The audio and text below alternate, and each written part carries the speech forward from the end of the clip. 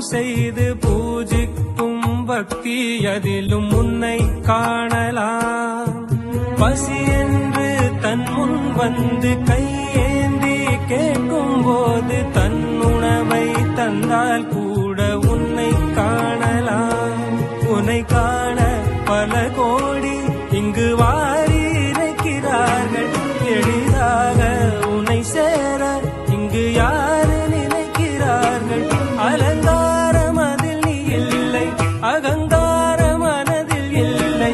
துளி கள்ளம் கபடம் கலந்திடாத அன்பில் இருக்கிறாய். உணர்ந்தேன் உனையே